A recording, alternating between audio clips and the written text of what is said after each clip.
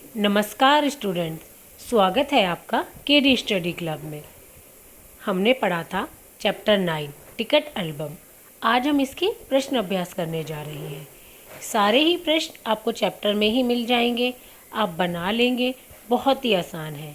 तो आइए हम पहला प्रश्न पढ़ते हैं। नागराजन ने एल्बम के मुख्य पृष्ठ पर क्या लिखा और क्यों? इसका असर कक्षा के दूसरे लड़के लड़कियों पर क्या हुआ? नागराजन के जो मामा ने एल्बम भेजी थी तो उस पर सबसे ऊपर तो यही लिखा हुआ था ना, मोतियों के उससे कि AM नागराजन, और उसके नीचे कुछ लाइंस लिखी हुई थी। तो वो लाइन ये रही, AM नागराजन इस एल्बम को चुराने वाला बेशर्म है। ऊपर लिखे नाम को कभी देखा है? यह एल्बम मेरा है। जब तक घास हरी और कमल लाल, सूरज जब तक पूरब से उगे और पश्चिम में छिपे, उस अनंत काल तक के लिए यह एल्बम मेरा रहेगा।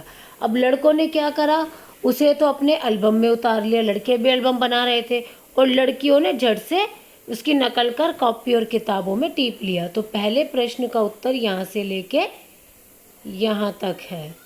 ठीक है, अब हम पढ़ते हैं दूसरा प्रश्न। दूसरा प्रश्न है, नागराजन के एल्बम के हिट हो जाने के बाद राजप्पा के मन की क्या दशा हुई? जब नागराजन का एल्बम हिट हो गया तो राजप्पा के एल्बम को तो कोई पूछ ही नहीं रहा था और उसकी बेइज्जती भी कर रहे थे कि तेरा तो जो एल्बम है वो कूड़ा है, ये है, मतलब उसके लिए गलत ही बोल रहे थे। तो राजप्पा को अब स्कूल जाने में शर्म आने लगी। वो घर से बाहर नहीं निकलता था, टिकट इकट्ठी करने नहीं जाता था, बस घर में ही घुसा रहता था।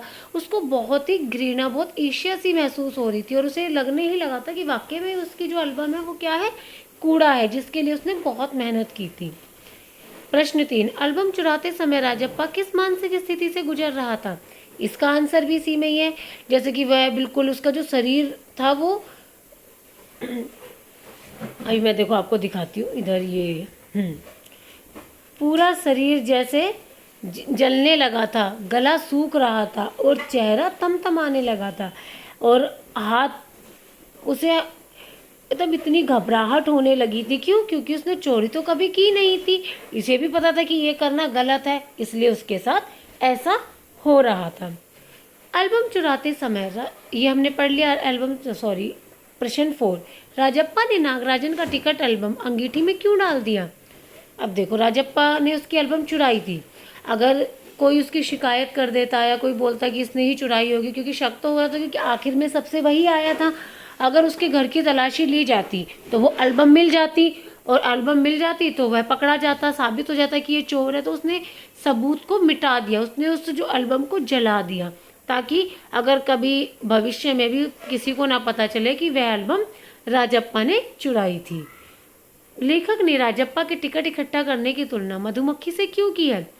टिकट इकट्ठा करने की तुलना लेखक ने राजप्पा की टिकट इकट्ठा करने की तुलना मधुमक्खी से इसलिए करी है क्योंकि जिस तरीके से मधुमक्खी अलग अलग फूल पे बैठ के रस इकट्ठा करती है, दूर दूर से रस लेके आती है और अपने छत्ते में लाके उससे शहद बनाती है, इसी प्रकार राजप्पा भी कहीं दूर जा के अलग अलग तरीके की इकट्ठी टिकटें करता था और अपने एल्बम में लगाता था।